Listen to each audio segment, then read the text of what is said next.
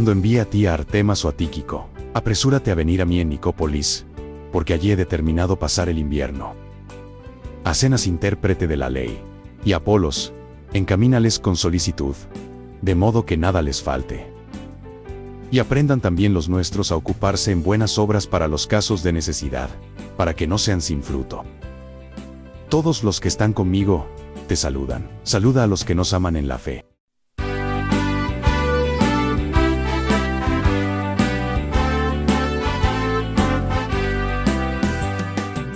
Día más que estamos reunidos en esta reunión, en este estudio, en el último estudio de la carta de Tito, Señor.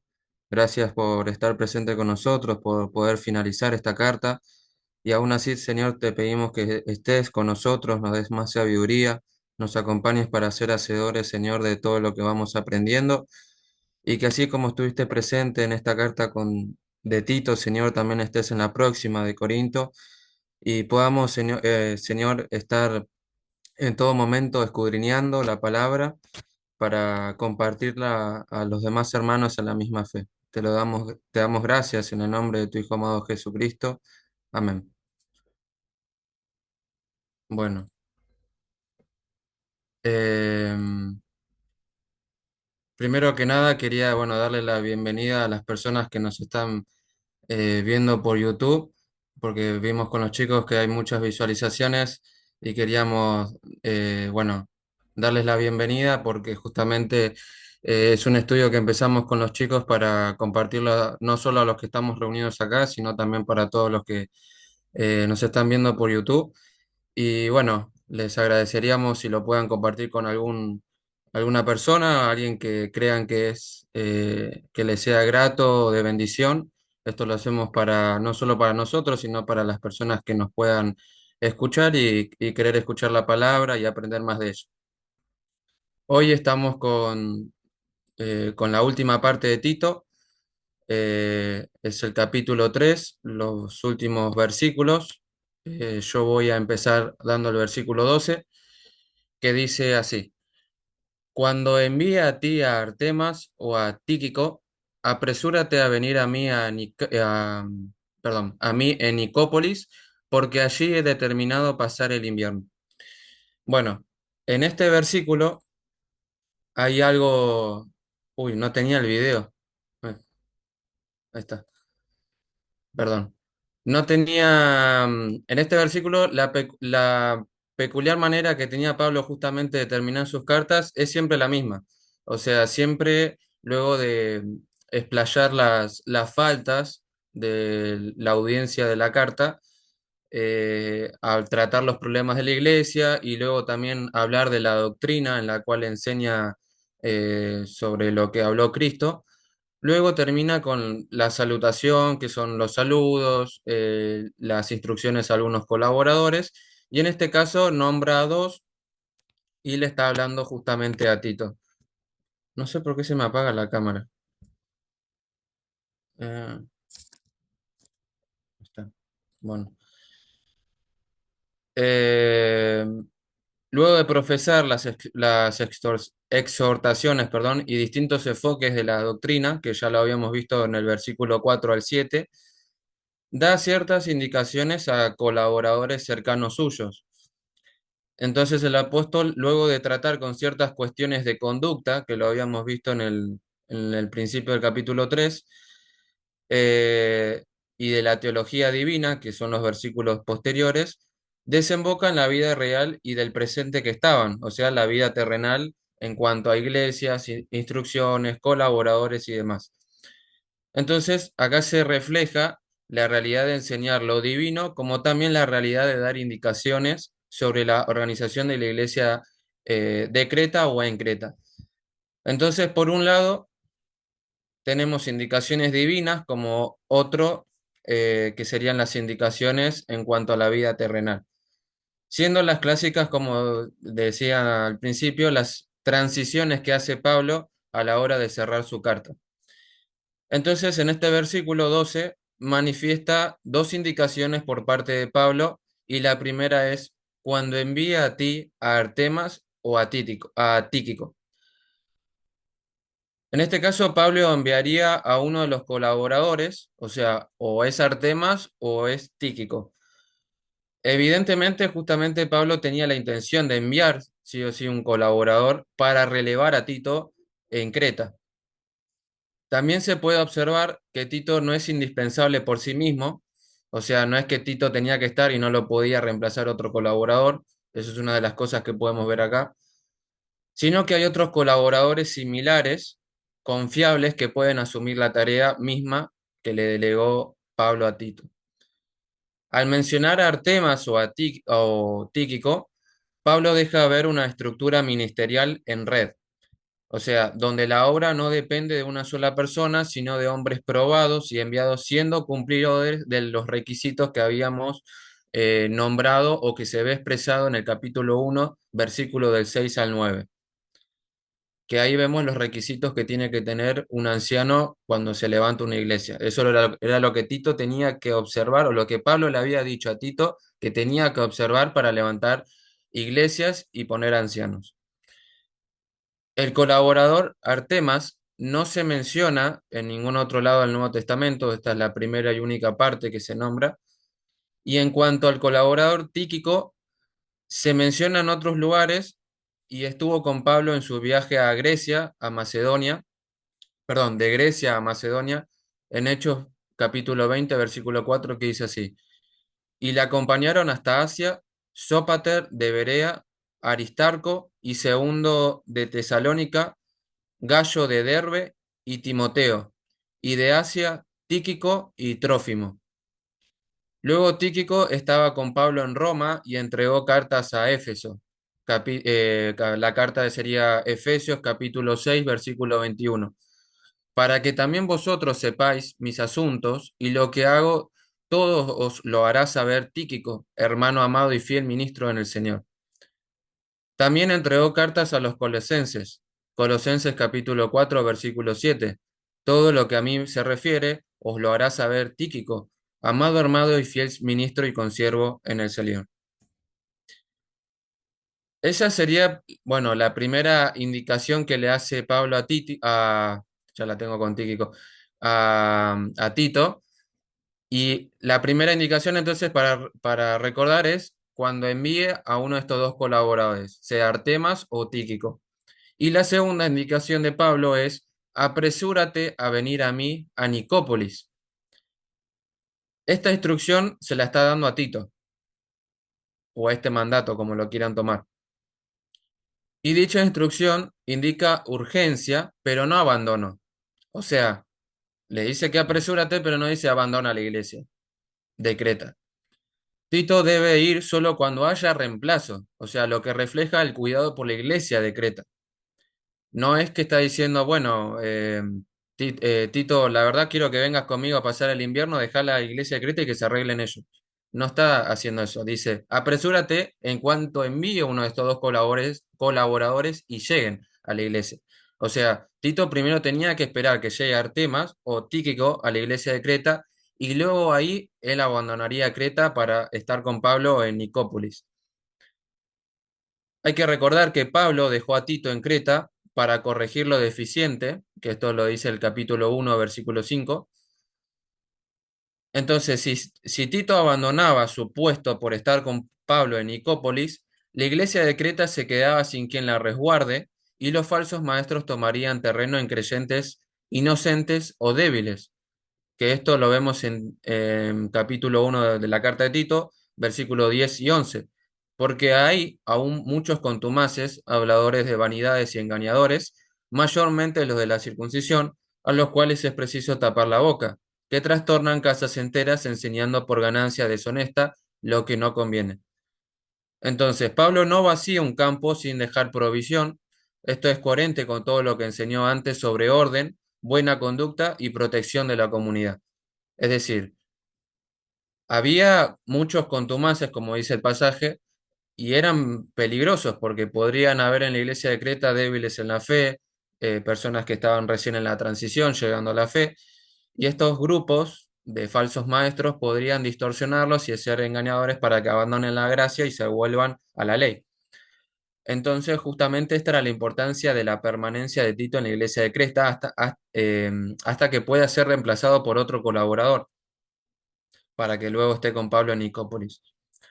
Entonces, hasta acá se observa que la obra de Dios continúa más allá de una persona.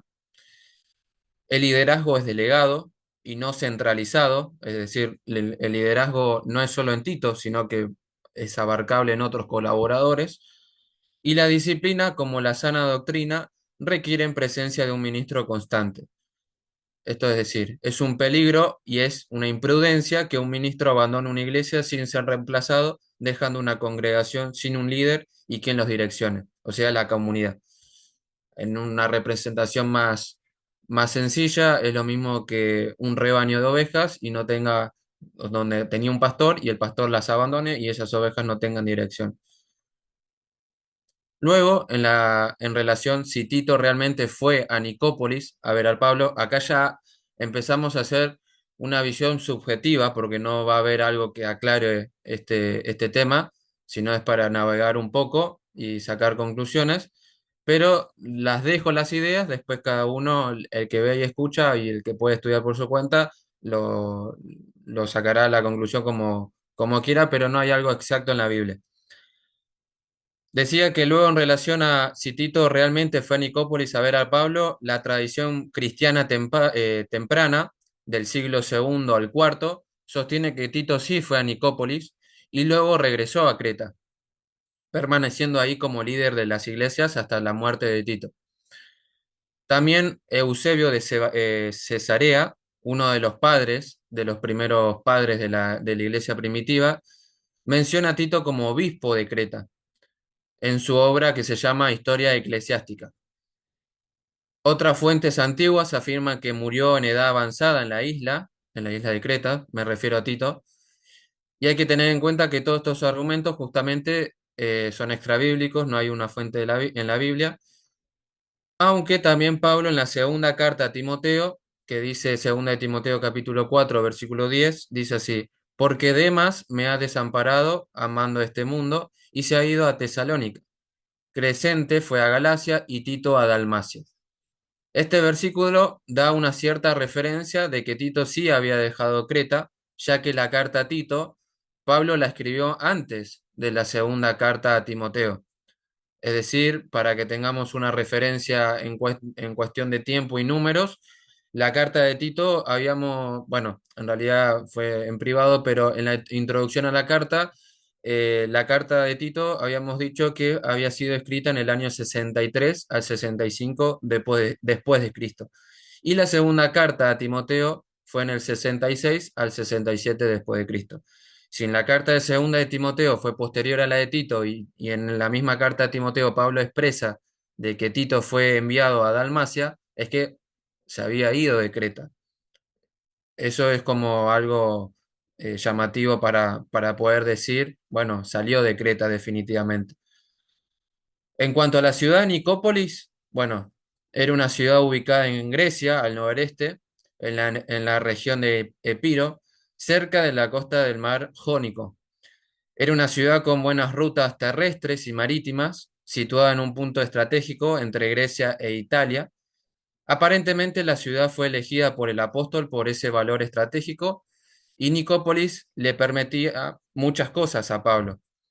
Detenerse durante una estación difícil, porque dice en invierno, mantener contacto con diferentes regiones, evaluar el trabajo de las iglesias, reunirse con colaboradores, en este caso con Tito, tal vez posiblemente había otros colaboradores, y planificar el próximo avance misionero.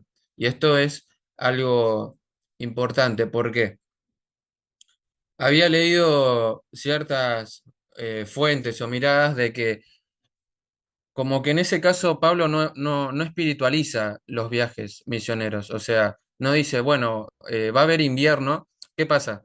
Cuando hay invierno se hacía muy complicado las navegaciones por el agua, por demás, bueno, temas climáticos, y Pablo no dice, bueno, esto es por fe, me subo al barco y que Dios nos lleve. Él era prudente en ese sentido, o sea, dice, bueno, va a haber un invierno, me voy a quedar acá hasta que pase. Mientras tanto, voy a planificar el próximo avance misionero y voy a escribir una carta a otros colaboradores. Entonces, en ese caso, es lo que dicen las fuentes, Pablo al momento de organizar la obra misionera o su ministerio, no espiritualiza estas cosas. O sea, algo que lo ve con ojos terrenales. Si va a pasar un invierno, no va a decir, bueno, que sea lo que Dios sea, yo voy a ir por fe y voy a obedecer, pum, pan, y bueno, y ya está, ¿no? Entonces, en ese caso no es así. Eh, bueno, esto eran algunas características de la ciudad de Nicópolis y yo traje un mapa para mostrarles. Amor, decime si después te aparece algo. Voy a compartir pantalla para mostrarles. Espérenme un minuto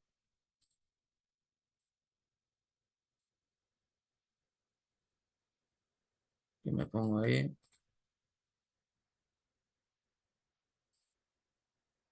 Avísenme cuando lo ven. Ahí está. Genial. Bueno, acá vemos el mapa justamente y muestra diferentes cosas. Ya el mapa que les mostré acá, o sea, donde lo ven acá en el Zoom, hay un cuadrito que dice colonias y fundaciones urbanas romanas en Grecia. Vamos primero por ese cuadrito. Dice, hay un círculo rojo que dice colonia fundada por Julio César. Acá vemos que son Corinto, Dime y Butrinto. Después tenemos un círculo en violeta o morado que dice colonia fundada por Hortensio Hortalo, que sería Dirraquio, Pela, Bilis, no, perdón, Dion, Casandrea, perdón, y ninguno más. Son esas dos ciudades. Después en azul, colonia fundada por Octavio Augusto. Ahí sí tenemos a Filipos, que lo tenemos en flechas amarillas arriba. Después tenemos a Bilis, Dirraquio, a Pela. Y después dice ciudad griega fundada por Octavio Augusto. Y ahí vemos a Nicópolis con la flecha roja.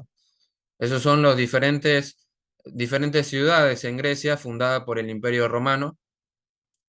Y acá vemos justamente para tener un paneo dónde quedaba la ciudad de Nicópolis con la flecha roja. Abajo tenemos la flecha azul de la isla de Creta. También había señalado a Filipos y Corinto para que vean también dónde quedan esas ciudades que son otras cartas que Pablo escribe. Los Filipos a los filipenses, Corinto a los corintios. Pero bueno, para que tengan un paneo, ahí están con las características que yo había anunciado antes, que está al noroeste de Grecia, pegado al mar Jónico, que lo vemos a la izquierda, es al norte de la ciudad de Creta, pero bueno, para que se tenga una visión más gráfica de la ciudad. Dejo de compartir. Eh, bueno, después con respecto a la siguiente frase, porque allí determinado a pasar el invierno, simplemente en el mundo antiguo, especialmente en el Mediterráneo, el invierno hacía justamente peligroso e imposible la navegación, como había dicho antes, y por esta razón Pablo decide pasar el invierno ahí, probablemente para hacer una pausa y planificar el próximo avance misionero junto con Tito o algún colaborador, o digamos, en ese caso, por su cuenta misma. Y ahí finalizo el versículo 2.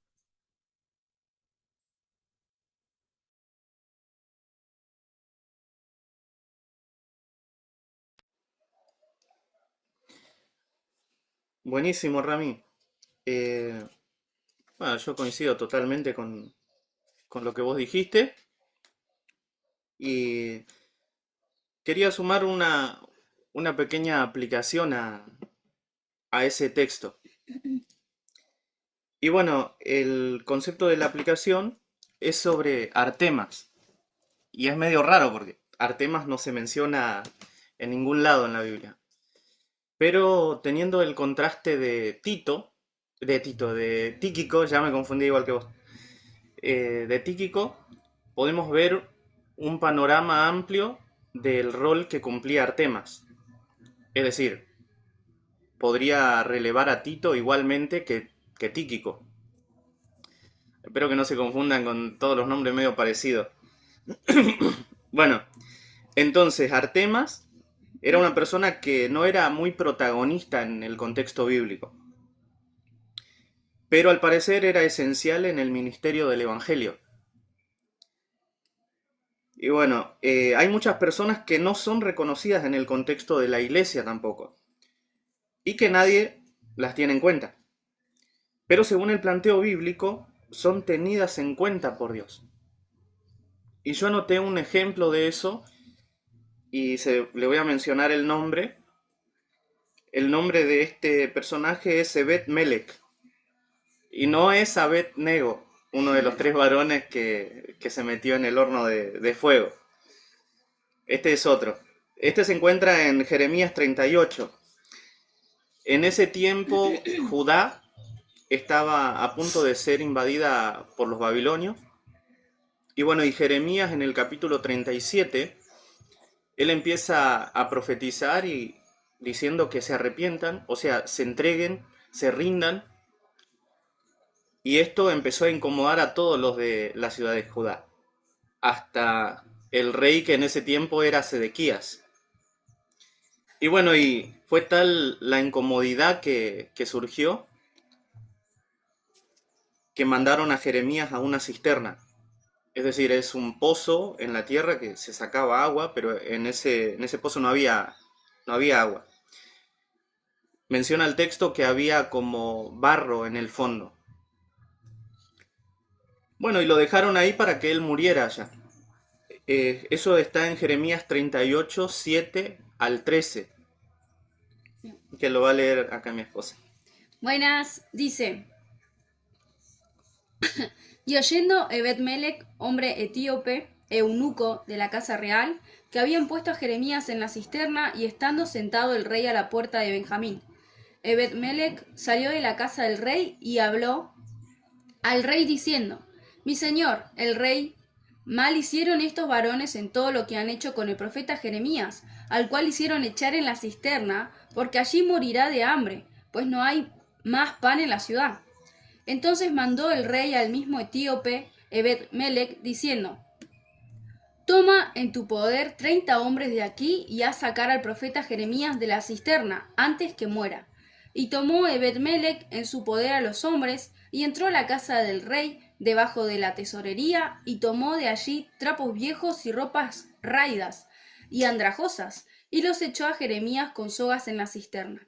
Y dijo el etíope Ebed-Melech a Jeremías: Pon ahora esos trapos viejos y ropas caídas y andrajosas bajo los sobacos, debajo de las sogas. Y lo hizo así Jeremías.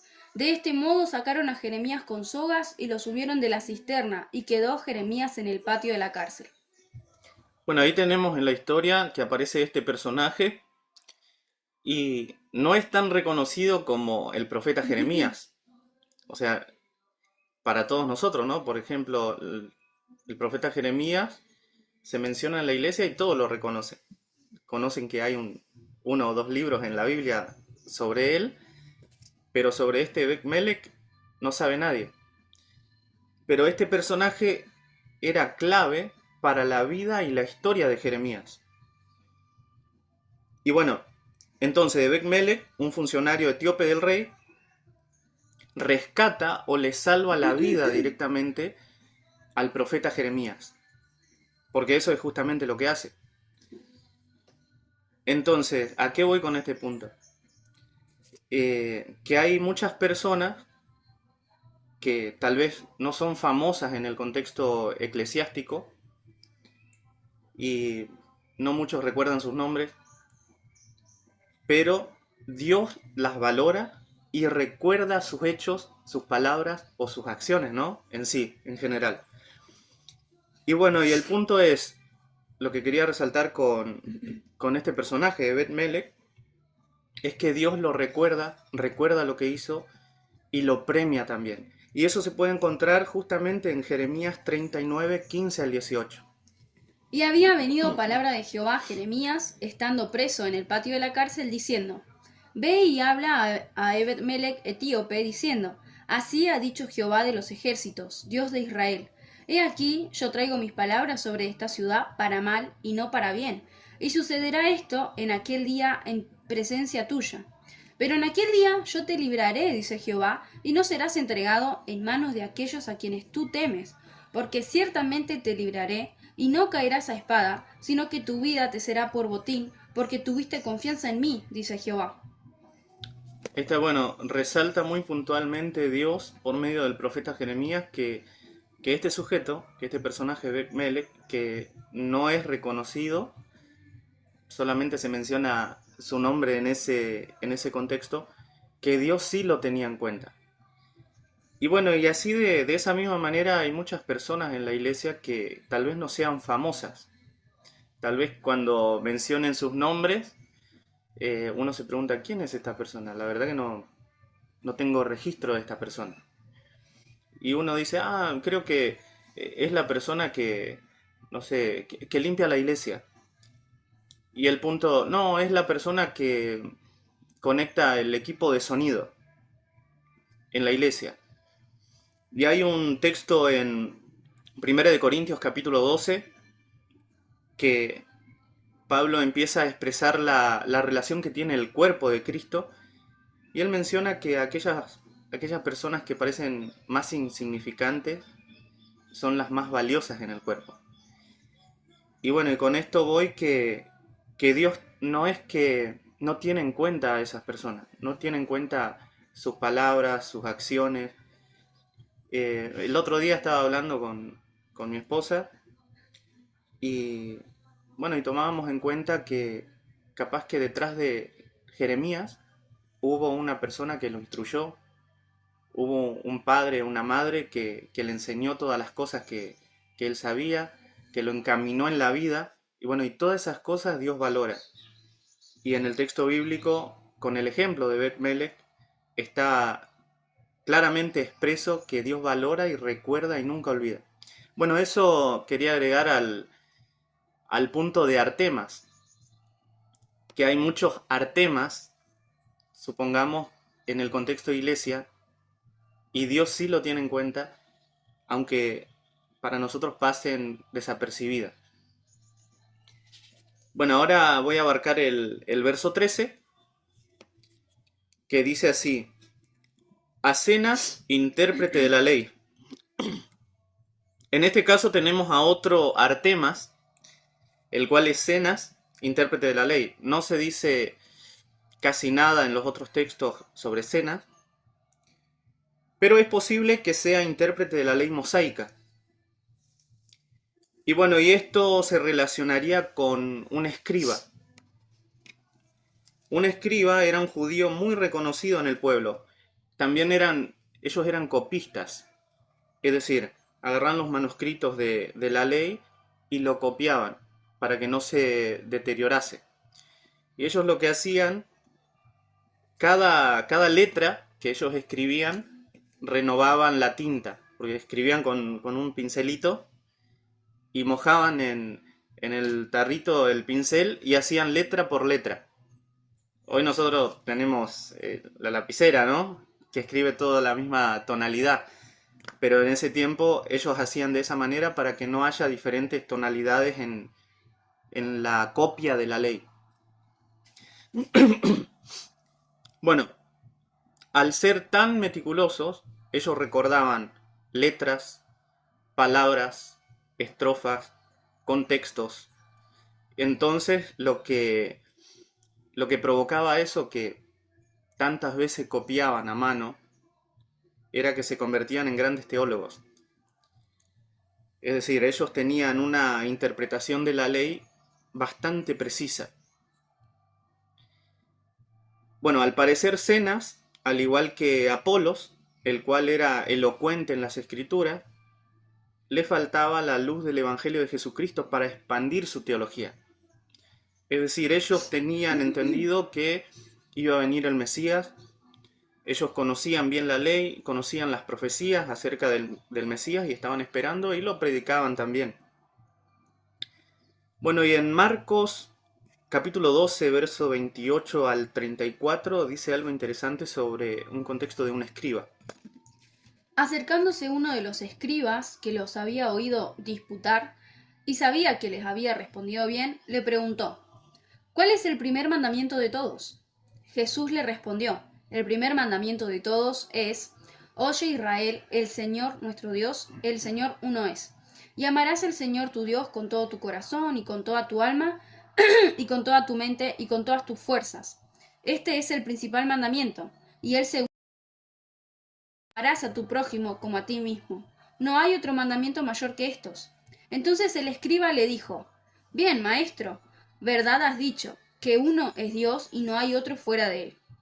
Y el amarle con todo el corazón, con todo el entendimiento y con todo el alma y con todas las fuerzas, y amar al prójimo como a uno mismo, es más que todos los holocaustos y sacrificios. Jesús entonces, viendo que había respondido sabiamente, le dijo, no estás lejos del reino de Dios. Y ya ninguno osaba preguntarle. Bueno, este escriba, que tenía mucho conocimiento de la ley, como Jesucristo mismo da testimonio, y le dice, o sea, a tal punto, ¿no? Que lo que menciona es correcto, le dice, no estás lejos del reino de Dios. Entonces podemos ver que había muchos judíos que tenían conocimiento de la ley, tenían conocimiento del Mesías. En ese caso solamente le faltaba Cristo. Entonces, este Cenas es probable que haya sido un escriba. Bueno, y en el mismo verso de Tito dice, y a Apolos, a Cenas y a Apolos.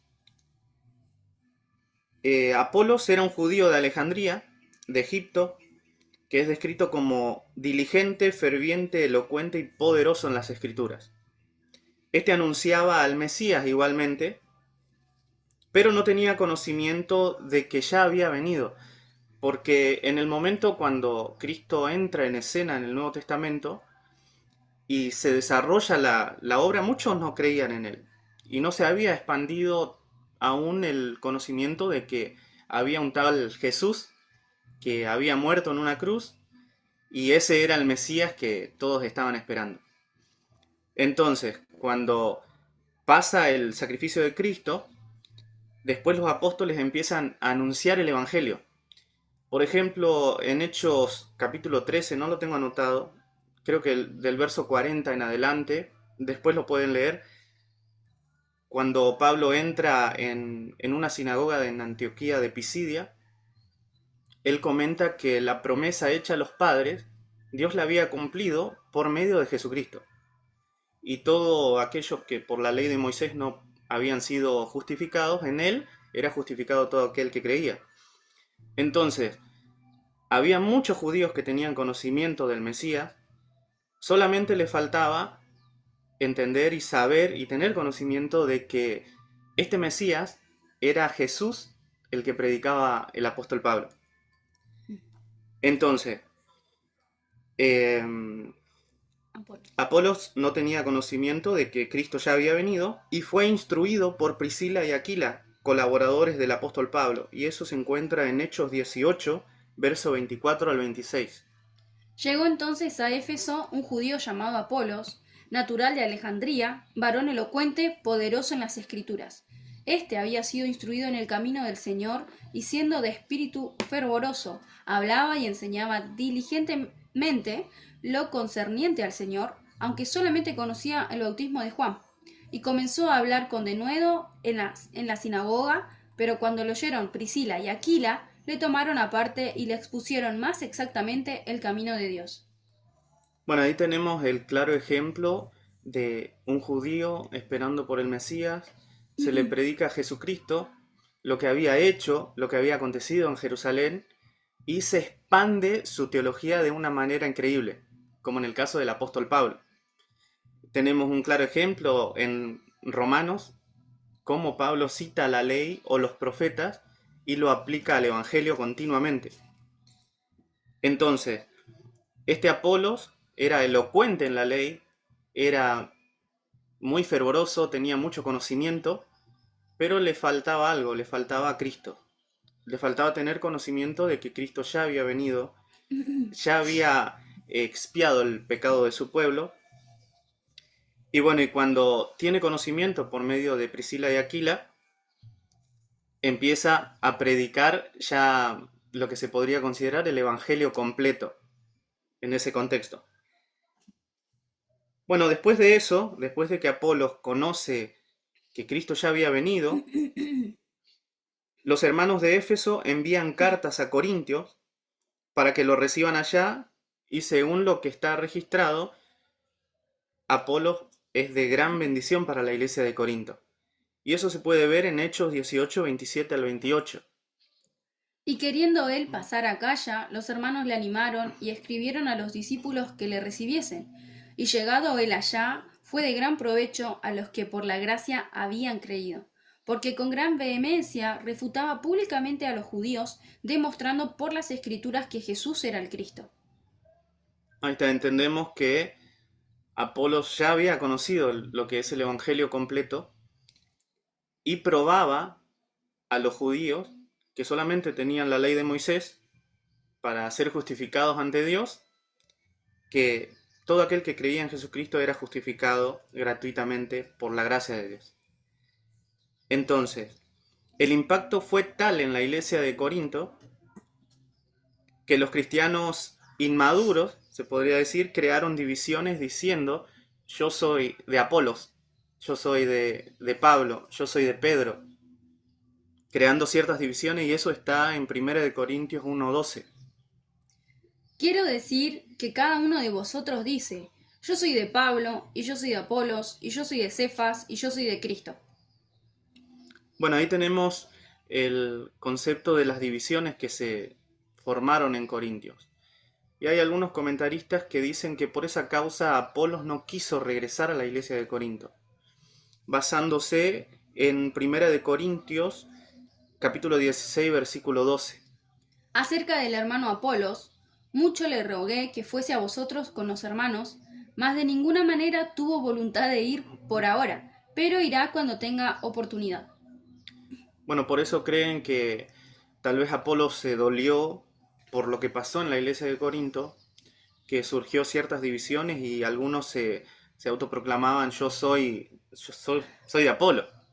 Y Pablo dice: ¿qué somos, Apolo? ¿Qué soy yo? ¿Qué es Pedro? No. Directamente era Cristo el que tenían que apuntar. Y bueno, y Pablo lo deja en claro en la carta a los Corintios, que es la próxima carta que vamos a abarcar acá en el grupo. Sí.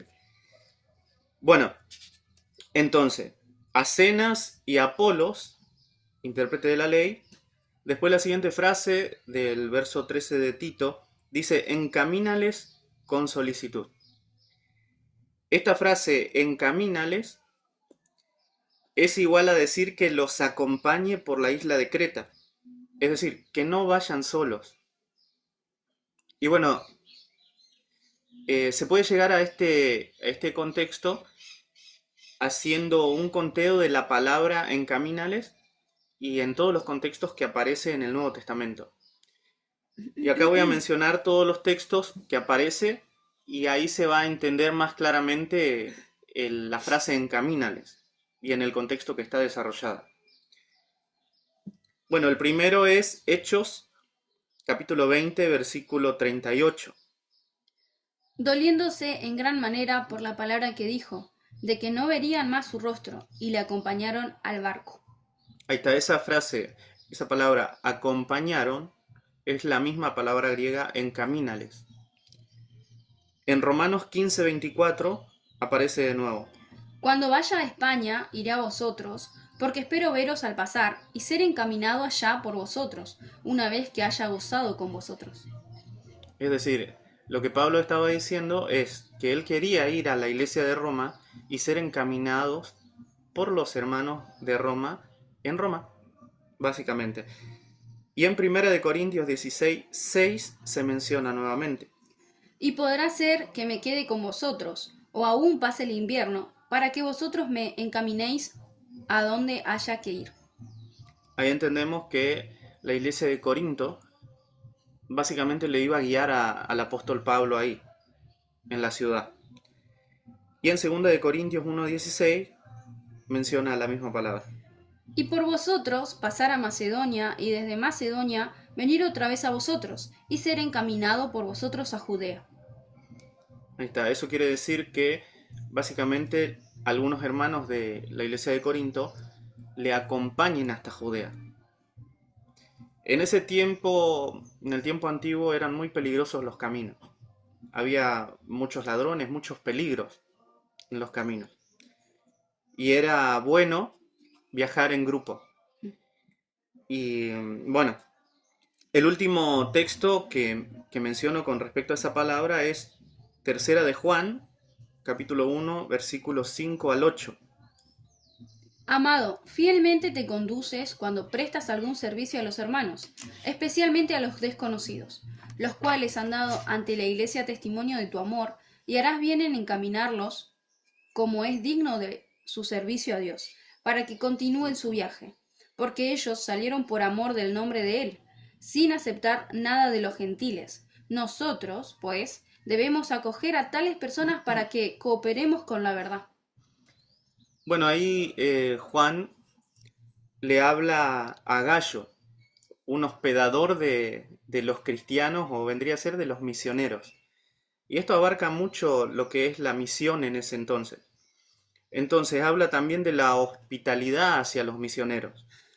Es decir, que nada les falte, ni comida, ni lugar para pasar la noche, o un lugar donde se pueda bañar, por ejemplo, y acompañarlos por la ciudad en el evangelismo o en el contexto actual por las iglesias anexas. Es decir, en ese tiempo era muy complicado viajar de un lugar a otro y ellos no llevaban nada encima. Es decir, no podían llevar exceso de comida o mucha ropa, no podían. Directamente ellos se mandaban y tenían un referente en cada ciudad que los acogía y les daba hospedaje, los alimentaba mientras estaban ahí y los acompañaba por toda la ciudad y los enviaba nuevamente a otro lugar. Entonces, esto se podría traducir en el día de hoy. Viene un misionero a cierta iglesia y le dan el lugar en la iglesia, ¿no? Normalmente en las iglesias actuales hay un cuarto, hay una habitación que es para hospedaje. Y hay muchas posibilidades en comparación con el tiempo antiguo. En el mismo capítulo de Juan, capítulo 3, más abajo, menciona de alguien que no quería recibirlos. Es más, le decía a los hermanos que no lo reciban a los misioneros. Y eso se debe a la división que había con respecto al judaísmo y al evangelio de Jesucristo. Entonces, en este caso, lo que Pablo le dice a Tito es que los ayude a Zenas y Apolos cuando lleguen, los encamine, los acompañe, le dé el sustento diario y después los envíe nuevamente. Bueno, eso puse con respecto al verso 13.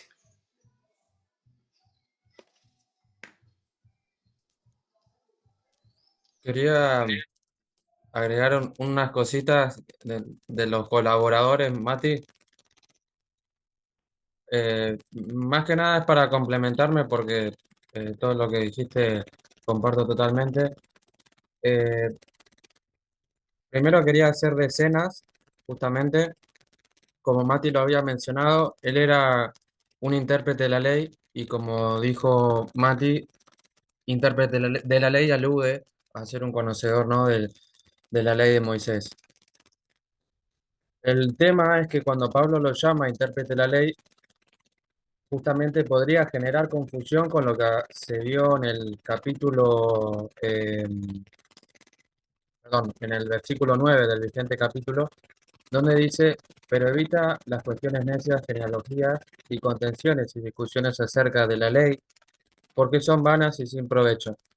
¿Por qué generaría confusión? Porque si Pablo está diciendo evita esas cuestiones de la ley y después está hablando de un colaborador, intérprete de la ley, uno lo puede leer y dice, pero ¿en qué estamos? O sea, Pablo dice que evite las discusiones sobre este tema y después tenemos un colaborador que es conocedor e intérprete de esa ley. Bueno, el tema es que Pablo no rechaza la ley y tampoco no rechaza a las personas quien conocen la ley, porque el mismo Pablo era conocedor de la ley. En el Nuevo Testamento vemos que él era justamente un fariseo y, y justamente él conocía de principio a fin la ley. Lo que rechaza Pablo es el uso vano y divisivo, perdón, de ella, o sea, de la ley misma, que eran esas discusiones que llevaban a sin provecho y sin fruto. Además, si el apóstol ordena a ayudar y proveer a cenas, justamente, esto da referencia a que no era un promovedor de lo mencionado en el versículo 9, o sea, evitar cuestiones necias. Cenas no hacía eso. Era conocedor de la ley, pero no era promovedor o era responsable de esas cosas. Al contrario, justamente su conocimiento no lo aisló de la gracia, o sea, el conocimiento de la ley no lo dividió de lo que él después conoció que es Cristo, sino que lo integró a la causa de la gracia. Eso con respecto a cenas, ¿no? Y Apolo había hecho, bueno, el mismo proceso que fue llevando Mati, pero quería agregar también, y esto es para complementar también la idea que planteó Mati sobre Apolo. Y es el tema de los números y los tiempos, los años, para ver cómo un colaborador va, o una persona en la fe va madurando, va cambiando, y cómo es todo justamente a la causa y al favor de la obra de Dios. Luego de estar en Éfeso, Apolos pasa a estar en Corinto, como había mencionado Mati, siendo un colaborador doctrinalmente completo. Como había dicho Mati, él tenía hasta una parte del conocimiento que era el bautismo de Juan. Estos acontecimientos de Apolo, en el libro de Hechos, había ocurrido en el segundo viaje misionero, luego de haber pasado los acontecimientos de Hechos, luego de estar en Éfeso. Ese viaje misionero había pasado en el año 50 al 52 después de Cristo. Y como se había mencionado anteriormente, la carta de Tito fue escrita en el año 63 al 65 después de Cristo. ¿Qué quiere decir esto? Que lo que pasó en esto de Apolos, que había tenido el conocimiento incompleto y fue instruido por Priscila y Aquila, pasaron 12 años aproximadamente del proceso de Apolos, y en la carta de Tito, él era ya justamente un colaborador doctrinalmente completo.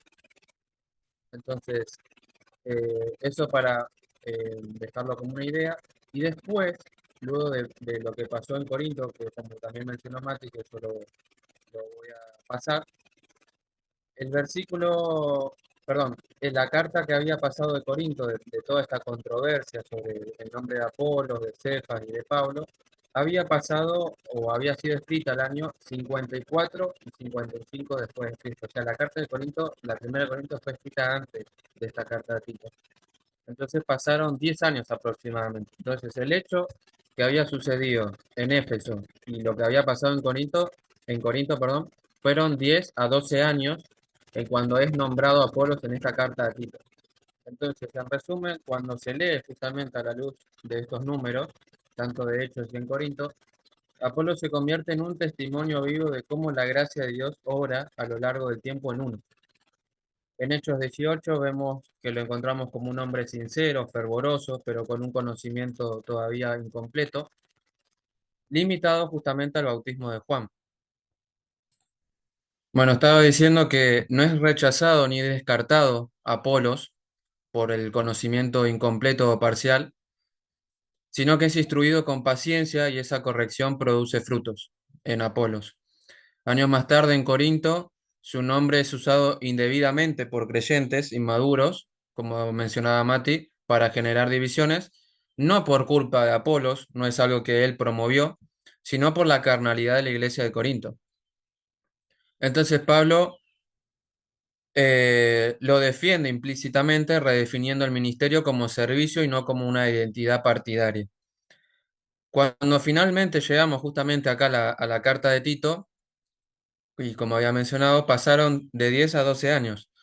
Entonces, cuando Pablo nombra a Apolos en la carta de Tito, Apolos ya no es un creyente en formación, ni el nombre es mal utilizado en una iglesia dividida. Es ahora justamente un colaborador confiable, integrado, aprobado y útil para la misión. Pablo no lo nombra sin explicaciones, sin advertencias, sin aclaraciones, porque justamente su fidelidad ya está fuera de discusión. El Apolos del capítulo 3 de Tito es la evidencia de que la regeneración produce renovación real, que el Espíritu forma a los siervos con el tiempo y que la gracia no solo salva, sino que ordena, madura y restaura. Y miren lo que dice el capítulo 2 de Tito, que ya lo habíamos visto, y dice el versículo 12. Lo voy a leer mejor desde el 11. Porque la gracia de Dios se ha manifestado para salvación a todos los hombres, enseñándonos, y acá es lo que habíamos dicho, la gracia no solo te salva, sino que te enseña, o sea, te capacita en el conocimiento. Y eso puede llevar años, dependiendo de una persona, y hay que aclarar esto también, que no es el tiempo solamente, porque pueden pasar, y esto siempre lo digo y lo remarco, que no es el tiempo cuánto pase para que uno madure o uno se pueda explayar en conocimiento, sino es el tiempo y la perseverancia de uno, en el sentido de ser más conocedor de la palabra. Porque yo puedo decir ahora, bueno, en 5 años seré mejor de lo que soy ahora, pero si no tengo perseverancia y voluntad, seré el mismo que hace 5 años.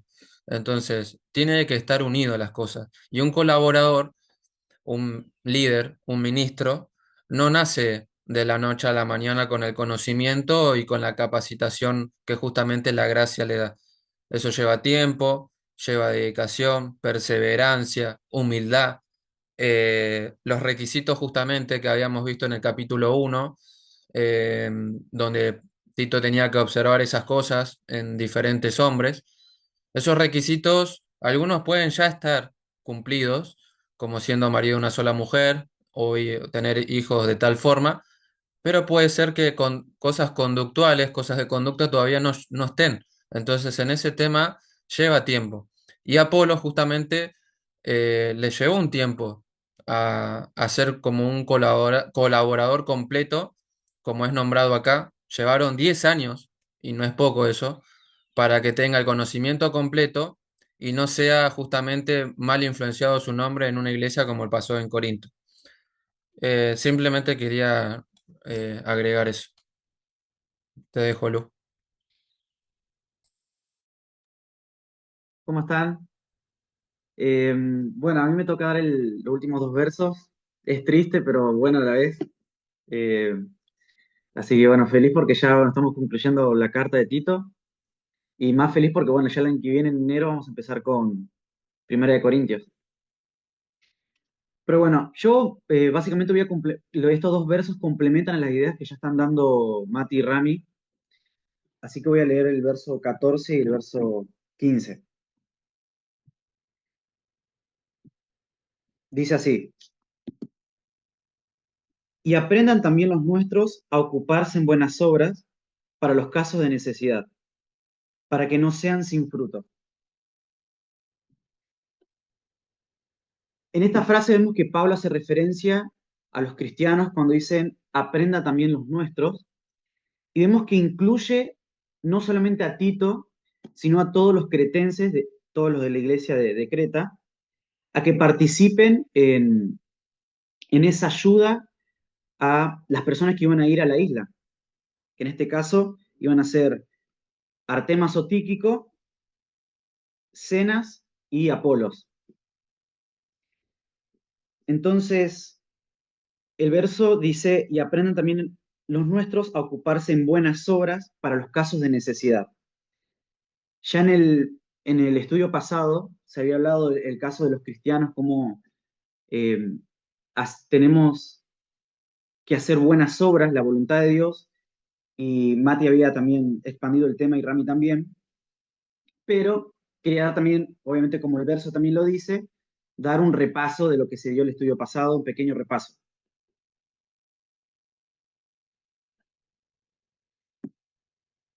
Como se había dado en el estudio pasado, Dios lo había dado, en este caso Mati, que es Dios es el que produce las buenas obras en nosotros.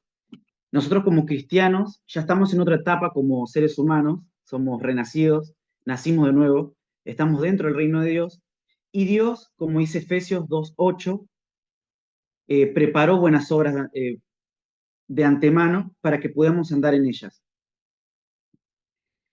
Y estas obras las hace la palabra de Dios en nosotros, es lo que produce la palabra de Dios, es la consecuencia de esa nueva naturaleza en nosotros, es lo que produce la voluntad de Dios en nosotros. Y me gustó un verso que había dado Mati en Hebreos 13:20, que lo voy a leer.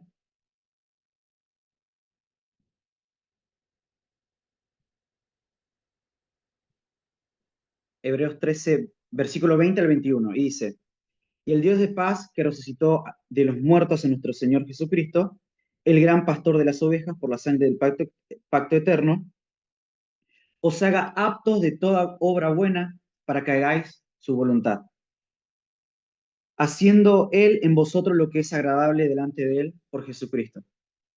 Entonces, en conclusión, como ya se dijo en el estudio pasado, Dios es el que produce las buenas obras, es la palabra de Dios que actúa en nosotros, y esas buenas obras es la voluntad de Dios para el creyente, es donde el creyente tiene que caminar.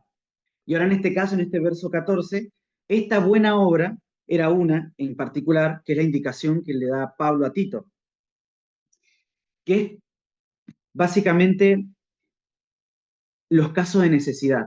¿Y cuál es el caso de necesidad particular? Es lo que dice el verso anterior, el verso 13, donde dice: a Cenas, intérprete de la ley, y a Apolos, encamínales con solicitud, de modo que nada les falte.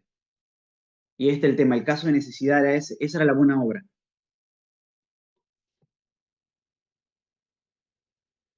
¿Y qué tenían que hacer? Y ya Mati ya habló de ese tema, es que tenían que hospedarlos, tenían que ayudarlos y encaminarles en esa misión. Ya habíamos hablado de lo que es hospedar y de cómo un siervo de Dios tiene que ser hospedador y cómo un ministro tiene que ser hospedador cuando vimos el capítulo de Tito, versículo 8, si no me equivoco, del 6 al 8, y se habló de cómo para que el ministro sea apto, tiene que ser hospedador. Y lo voy a leer. Tito capítulo 1, verso 8 dice: sin hospedador, amante de lo bueno, sobrio, justo, santo y dueño de sí mismo. Entonces era un requisito. Obviamente Pablo ya le dio la indicación a Tito anteriormente en el capítulo 1, en el verso 8, y ahora lo tenía que efectuar, lo tenía que hacer. Incluso Pablo le dice a Tito: no solo vos tenés que hacer esta buena obra en el caso de necesidad, sino que los nuestros, los cristianos, los de la iglesia, tienen que también aprender, tienen que ser parte de esa ayuda a estos hermanos que van a ir. Sé que ya vimos este concepto de ser hospedador, pero como nos están viendo en YouTube también, para hacer un pequeño repaso de lo que vimos. Este concepto del hospedaje a los creyentes ya lo había dado Pablo en Romanos capítulo 12, versículo 13, que dice así: compartiendo para la necesidad de los santos, practicando la hospitalidad. Y como ya dije, lo había dado como enseñanza, instrucción a Tito y a Timoteo. En el caso de Tito fue, como dije, en Tito capítulo 1, verso 8, en el caso de los requisitos para los ministros, y a Timoteo, en el caso de 1 Timoteo capítulo 3, versículo 2. Voy a leer el de 1 Timoteo, que dice así: pero es necesario que el obispo sea irreprensible, marido de una sola mujer, sobrio, prudente, decoroso, hospedador, apto para enseñar. Entonces, este concepto de hospedaje ya lo habíamos visto en el capítulo 1 de Tito, y de vuelta se lo vuelve a recalcar Pablo en el caso de estas buenas obras, en los casos de necesidad. En la ayuda al cristiano, en la ayuda que tenía que tener Tito a Cenas y Apolos, que iban a ir. Y obviamente esta enseñanza del hospedaje ya es algo dado por Cristo. Hay una enseñanza, no sé si se acuerdan, en Mateo capítulo 25, verso 35 al 40, donde Cristo dice, es muy conocido el pasaje: tuve hambre, no me diste de comer; tuve sed, no me diste de beber; estuve desnudo, no me diste vestido. Y en el verso 40 concluye diciéndole que el que hace esto con alguno de mis hermanos más pequeños, me lo está haciendo a mí, dando a entender que le está hablando a los discípulos, esos hermanos más pequeños. Entonces ya nos da un indicio de lo importante que es para Cristo la ayuda a los demás en los casos de necesidad. que es una obra buena, es la voluntad de Dios para los creyentes también. Y es lo que pretendía que Pablo practique con los de la iglesia.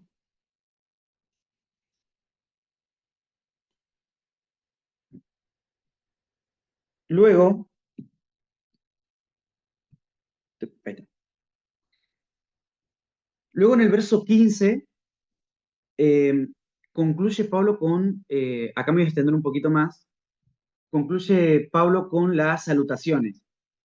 Es muy común ver en las cartas paulinas las salutaciones, entonces se pueden dividir en dos, salutaciones iniciales y salutaciones finales. Inconscientemente nosotros en la vida contemporánea también tenemos salutaciones, inconscientemente. No sé, creo que ninguno de nosotros cuando envía un mensaje de WhatsApp dice, le da una instrucción directamente. O sea, por ejemplo, le tenés que pedir algo, le decís, tráeme esto. Primero le pones, hola, ¿cómo estás? O los cristianos, hola, bendiciones, Dios te bendiga. Todo, iniciamos así las conversaciones. Y en ese tiempo, Pablo utilizaba esas iniciaciones o finalizaciones de sus cartas, obviamente como cortesía, como educación y obviamente también como un motivo de bendición particular. Y es por las palabras que él utilizaba. Un ejemplo de salutación inicial tenemos obviamente en Romanos capítulo 1, donde Pablo se presenta y dice, Pablo, siervo de Jesucristo, llamado a ser apóstol, apartado para el Evangelio de Dios. Y después en el verso 7 concluye la salutación para iniciar ya toda la charla y el discurso que va a hacer en la carta, donde dice, a todos los que estáis en Roma, amados de Dios, llamados a ser santos, gracia y paz a vosotros de Dios, nuestro Padre y del Señor Jesucristo. Voy a dar un ejemplo más, hay muchos, en Efesios capítulo 1, verso 1 y 2, que dice, Pablo, apóstol de Jesucristo por la voluntad de Dios, a los santos y fieles en Cristo Jesús que están en Éfeso. Y ahí va la conclusión, gracia y paz a vosotros, de Dios nuestro Padre y del Señor Jesucristo. Ese como ejemplo de las salutaciones iniciales. Tenemos salutaciones finales, como en este caso de Tito capítulo 3, versículo 15, donde vemos cómo Pablo concluye la carta. Dice, todos los que están conmigo te saludan, saluda a los que están, a los que nos aman en la fe, la gracia sea con vosotros. Amén. Ahora no voy a leer las demás salutaciones finales porque voy a hablar de ellos cuando hable de los colaboradores y de los anfitriones que tuvo Pablo a lo largo de sus viajes misioneros y de su vida como cristiano. Pero en Romanos capítulo 16 también hay una extensa salutación final donde es nombrado a un montón de personas importantes para Pablo. Así eso como una pequeña aclaración sobre el caso de las salutaciones. Cuando Pablo en esta salutación dice lo siguiente, dice, todos los que están conmigo te saludan. Justo antes de, creo que de la grabación, no sé, creo que no quedó grabado, hablamos con los chicos de que, y yo me ponía a pensar mientras hacía el verso, que uno se crió en la iglesia pensando que Pablo era una persona solitaria, era una persona que hacía los viajes misioneros y hacía lo que él quería, guiado por el Espíritu Santo, pero él era solo. Pero si uno lee todo el contexto de los viajes misioneros de Pablo y uno lee detalladamente sus cartas, del principio a fin, va a ver que Pablo tenía una vida de comunidad muy grande. O sea, estaba en contacto todo el tiempo con cristianos. Y no solo estaba en contacto con cristianos, sino que también pensaba todo el tiempo en los miembros del cuerpo de Cristo. O sea, era la persona menos egoísta que van a ver en las cartas, en la Biblia. Era una persona que estaba todo el tiempo pensando y orando por los demás. Y eso es lo que yo quería hablar ahora.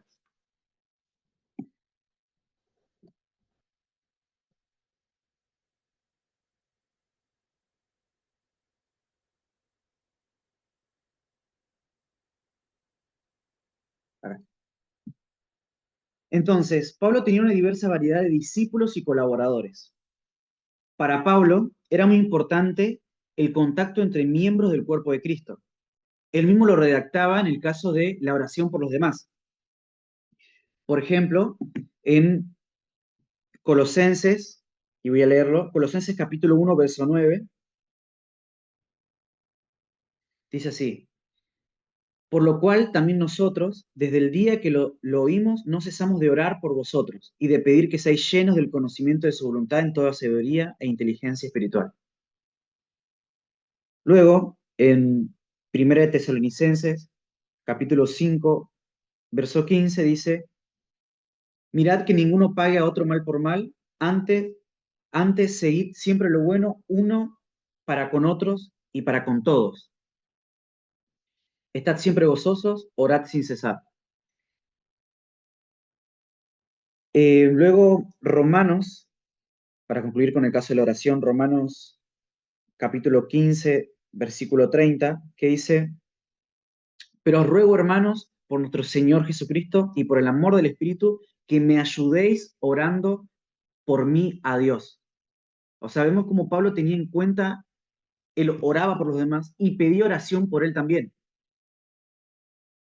Entonces, Pablo no es que vivía diciendo, yo soy el superapóstol, no necesito ayuda de nadie, sino todo lo contrario, él pedía ayuda en el caso de fuerza física, fuerza espiritual y apertura de puertas para la predicación del Evangelio.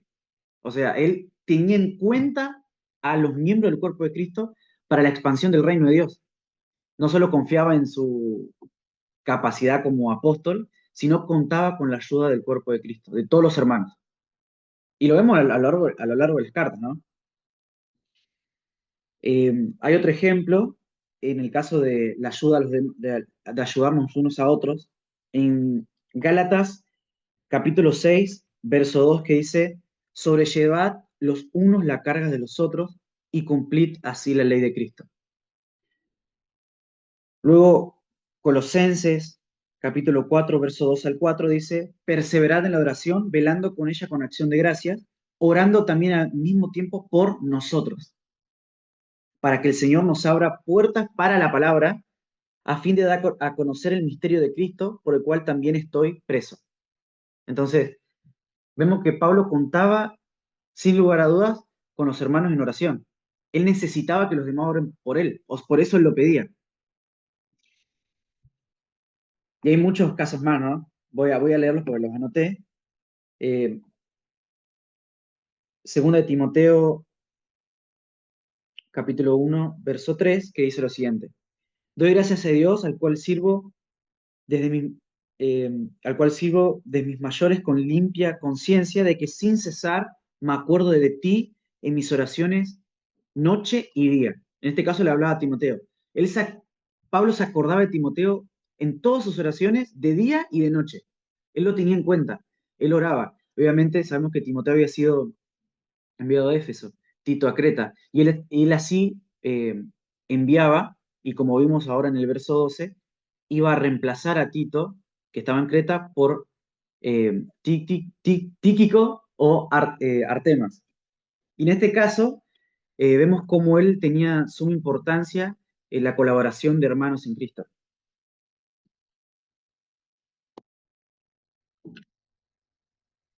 Vemos también cómo Pablo se dolía por los otros. Eso lo vemos en 1 Corintios, capítulo 12, verso 26, que dice así: de manera que si un miembro padece, todos los miembros se duelen con él, y si un miembro recibe honra, todos los miembros con él se gozan. Es una enseñanza clave, hablando de la importancia que tiene que tener cada miembro de Cristo eh, relacionados entre sí. O sea, creo que obviamente a medida que pasa el tiempo, el cristiano a veces se vuelve muy egoísta y piensa solamente en el beneficio propio. Y el parámetro cristiano es todo lo contrario, es servir a los demás, ser el menor de todos y buscar siempre el beneficio del otro. Y si obviamente un miembro del cuerpo de Cristo es perjudicado, uno siempre va a buscar que ese miembro del cuerpo sane y sea beneficiado. Luego, este pasaje es muy conocido, en Gálatas capítulo 4, verso 19, dice: hijitos míos, por quienes vuelvo a sufrir dolores de parto, hasta que Cristo sea formado en vosotros. O sea, Pablo sufría por los Gálatas, por su inmadurez y por la situación que estaba viviendo. Entonces Pablo sufría, o sea, no es simplemente lo veía como algo ajeno de las cartas, como diciendo, yo te enseñé esto y bueno, arreglate como vos puedas, sino todo lo contrario, él se dolía, se preocupaba y se ocupaba de, de cada miembro de la iglesia, de cada iglesia donde él estuvo discipulando.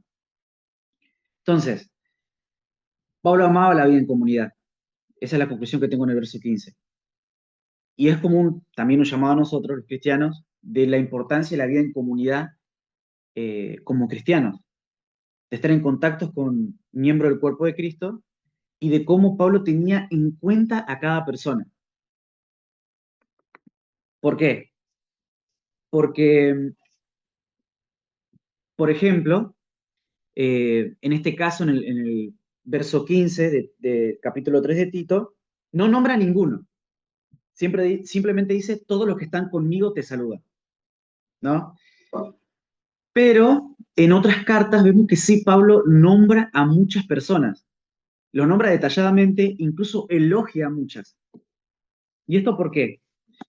Porque Pablo a lo largo de su vida como un cristiano eh, tuvo colaboradores, personas que lo ayudaron en sus viajes misioneros, personas que lo hospedaron, es decir, anfitriones. Desde Hechos capítulo 13, cuando parte con Bernabé, eh, está con Juan Marcos y está con muchas más personas, seguramente se acuerdan de Silas, y están con muchas personas que estuvo en contacto en esos viajes misioneros. Y hay un verso que nombra a muchas personas, que lo quise leer, que está en Hechos capítulo 20, versículo 4, que ya lo nombraron cuando estuvieron nombrando a Tíquico.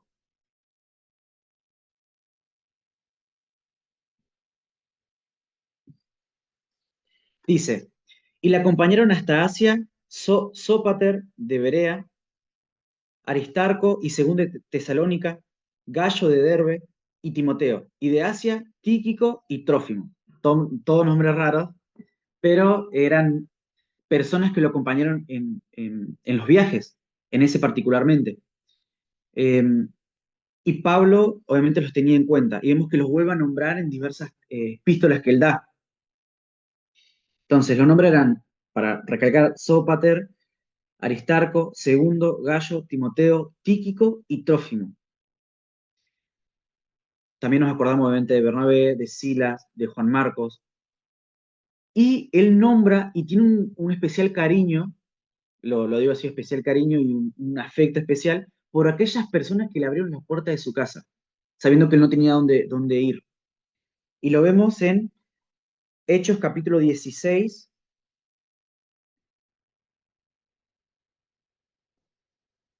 versículo 14 y 15.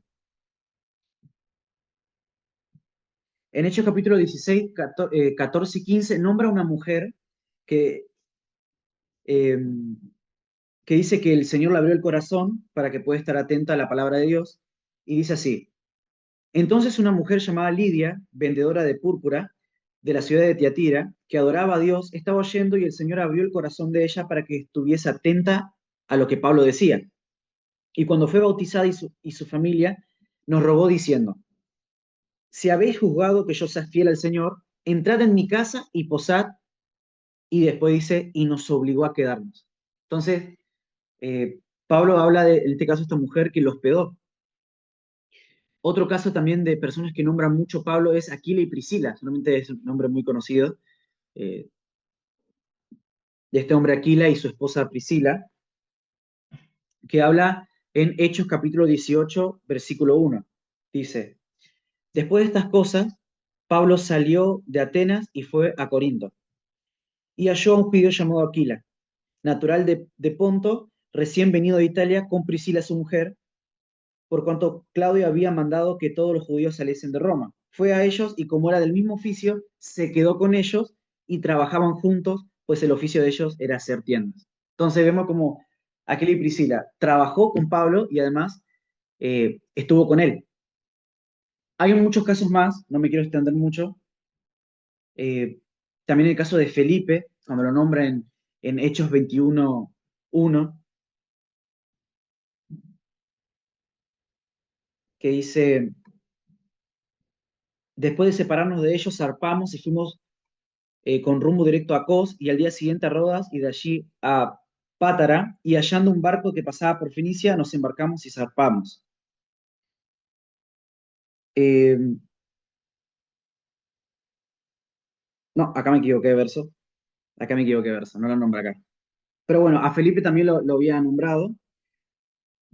Y en el verso 16 del capítulo 21 dice, y vinieron también con nosotros de Cesarea algunos de los discípulos, trayendo consigo a uno llamado Nazón, de Chipre, discípulo antiguo, con quien nos hospedaríamos. Bueno, ahí nombra a Nazón y el que se había nombrado ya, a Gallo, que lo nombra en Romanos capítulo 16, versículo 23. Y en el caso de Romanos capítulo 16, para concluir, hay una salutación que es muy extensa, muy larga, pero nombra un montón de personas que Pablo tenía en cuenta, ¿no? Tenemos a María, que dice, donde dice, la cual ha trabajado mucho entre vosotros. Saludad a Andrónico y a Junías, mis parientes y mis compañeros de prisiones, los cuales son muy estimados entre los apóstoles y que también fueron antes de mí en Cristo. Nombra, como dijimos, a Priscila y Aquila, mis colaboradores en Cristo Jesús, que dice, y que expusieron su vida por mí, a los cuales no solo yo doy gracias, sino también todas las iglesias de los gentiles. Después dice, saludad a Amplías, amado mío en el Señor, a Urbano, colaborador en Cristo Jesús. No sé si lo estoy pronunciando bien porque no entiendo mucho los acentos medio raros ahí. Después, vemos como nombra a muchos. A Estaquis, amado mío, a Apeles, aprobado en Cristo, Aristóbulo, saludados en la casa de Aristóbulo, saludad a Herodión, mi pariente. Bueno, nombra a muchos. En conclusión, como una pequeña aplicación también, eh, de cómo tenemos que tener en cuenta a todas esas personas que nos ayudaron en Cristo, a todas esas personas que colaboraron a nuestro caminar en Cristo, a cómo aprender de Pablo, de cómo él no se olvidaba de todas esas personas que lo hospedaron, los que estuvieron con él en el viaje misionero, esas personas que también le pudieron haber dado crecimiento y no tomar ese título ya como él tenía de apóstol, como un resultado de su propio esfuerzo, sino de todo un caminar con Cristo. Y ese caminar con Cristo tuvo muchas personas, y creo que todos nosotros también, a lo largo de nuestra vida como cristianos, estuvimos en contacto con muchas personas que aprendimos. Yo en mi caso, desde que me uní al grupo de estudio, eh, acá ninguno es Tíquico ni Aristóbulo, pero también es como que sumó a mi caminar en Cristo. Y creo que uno, cuando lleguemos a concluir nuestra vida como cristianos, estamos a punto de morir, nos vamos a acordar de todas esas personas que colaboraron a nuestro crecimiento, a nuestro desarrollo como cristianos. Y creo que uno nunca se olvida de eso. No se debería olvidar. Así que nada, eso es como mi conclusión del verso 15. Y amén.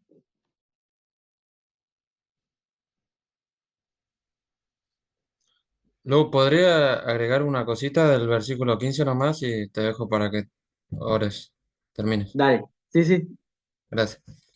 No, simplemente quería resaltar la última parte, que es saludo a los que nos aman a la fe. La frase que quiero resaltar es esa que dice nos aman a la fe. ¿Por qué lo quiero resaltar? Porque justamente quería sacar una idea y esto es para también traernos a nuestra conciencia, a nuestra manera de obrar. Pablo dice los que nos aman en la fe. No simplemente dice, perdón, primeramente pido disculpas a los que están viendo porque tuve un problema con la computadora y no se me prende la cámara, así que pido disculpas, pero bueno, son cosas de la tecnología. Ahora sí, volviendo al versículo, Pablo no está diciendo los que nos aman solamente, sino en la fe, o sea, los que nos aman en la fe. El vínculo que une justamente a un creyente o un cristiano no es un afecto natural o una afinidad personal como puede pasar en algo, en un contexto informal o incluso en el mundo, sino que es una comunión o es un amor nacida del Evangelio. Es un amor que surge de compartir la misma gracia la misma verdad y la misma vida en Cristo. Y además este saludo no es selectivo, sino, perdón, este saludo es selectivo, no es exclusión, sino que justamente es una definición. Es decir, Pablo está marcando que la verdadera comunión cristiana se da dentro del marco de la fe verdadera y es la misma que justamente defiende durante toda la carta frente a los falsos maestros y discusiones inútiles que lo vemos expresado en diferentes partes de los 3 capítulos que tiene esta carta de Tito. Ahora, ¿qué es la idea de esto de que nos aman en la fe?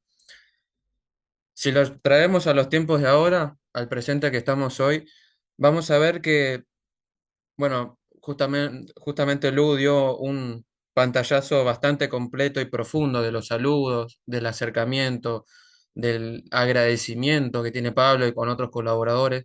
Y justamente esas cosas tan sencillas de la iglesia primitiva se ha perdido con el tiempo. ¿Y a qué voy con esto? A veces nosotros estamos en una iglesia y vemos a personas nuevas que llegan y ponemos mal rostro diciendo estos quiénes son, de dónde vienen, o capaz un amigo nos invita a una iglesia y decimos, no, esos son tus hermanos, no son mis hermanos.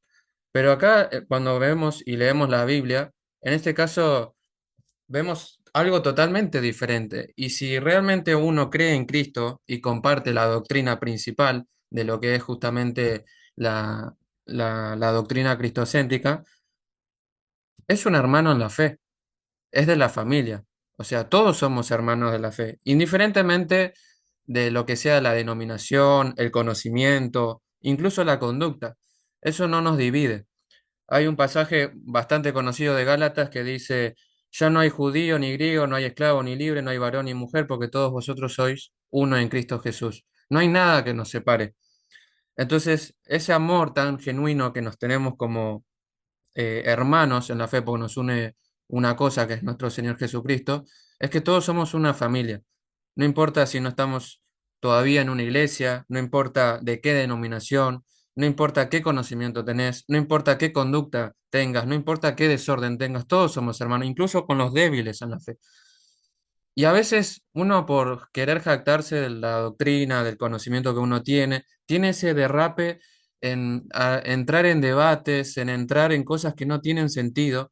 Y en ese punto, digamos, tenemos que protegernos y amar, no solo a los que nos entendemos en temas de conocimiento y demás, sino también en aquellos que recién empiezan en sus primeros pasos en el Evangelio. Y que no podemos hacer esa distinción simplemente por poner la bandera y decir, bueno, yo pertenezco a este lugar, yo pertenezco a esta iglesia, y los que son de mi iglesia son mis únicos hermanos en la fe, y los otros no lo son. Todos lo somos, porque creemos en un mismo Señor, creemos en el mismo Dios, creemos en las mismas cosas que nos dicen, obviamente, y entendemos que hay cosas secundarias a, a poder creer, pero no vienen al caso a decir que no sean hermanos.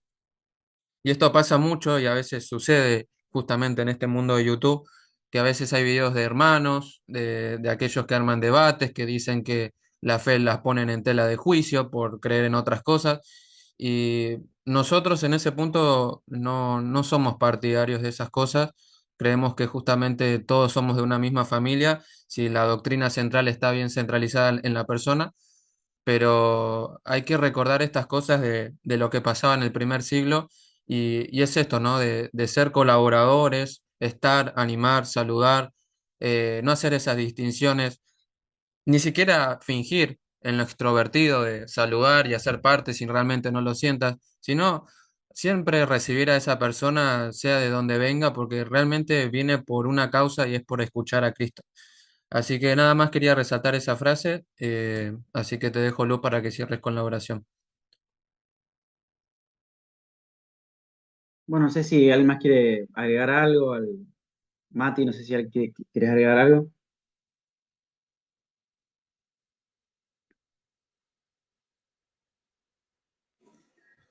No, solamente quería hacer un pequeño comentario de que antes de arrancar la carta a los Corintios, nosotros vamos a hacer un pequeño video de quiénes somos nosotros, cómo arrancamos, que eso realmente lo pasamos por alto porque este estudio era básicamente privado.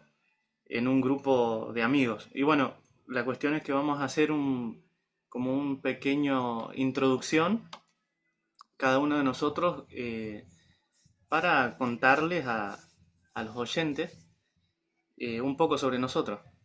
Y después vamos a arrancar la carta a los Corintios. Eso nomás quería agregar y terminar con la oración nomás, Lucas.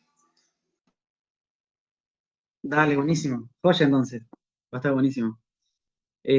Así que nada, también para concluir, para los que nos están viendo, feliz año nuevo, pues ya va a ser otro año después. Así que vamos a orar.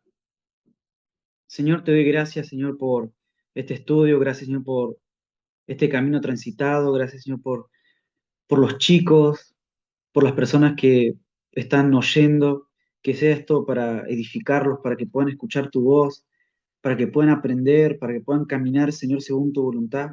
Gracias, Señor, por ayudarnos y en esta carta que ya concluimos, Señor, para tu gloria. Ayúdanos, Señor, a ser cada vez mejores cristianos, a poder comentar mejor, para glorificarte a ti, Señor, y no a nosotros, porque queremos que tu nombre sea exaltado, Señor, que tu nombre sea sobre todo, Cristo. Y queremos verte, Jesús, aprender más de tu palabra, para que tu gloria, Señor, nos transforme, nos llene, nos haga verte, Señor. Queremos conocerte, Señor, intimar contigo y ser personas, Señor, que puedan glorificarte en el día a día, Cristo. Gracias, Espíritu Santo.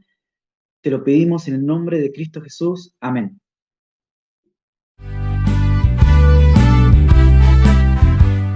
Llegamos a la parte final de la carta a Tito, donde el apóstol Pablo hace sus cierres cotidianos en sus cartas, dando instrucciones a colaboradores, dando saludos y nombrando a quienes estaban con él.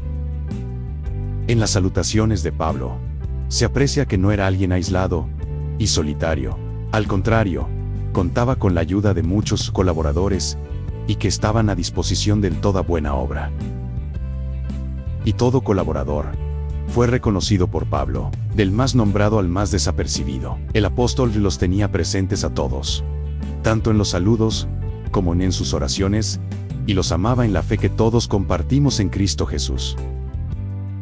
Con este video, damos por terminado la carta a Tito. Agradecemos a todos los que nos acompañaron en este último tramo. Los esperamos para la próxima carta, que será la de Corinto. Feliz año nuevo a todos.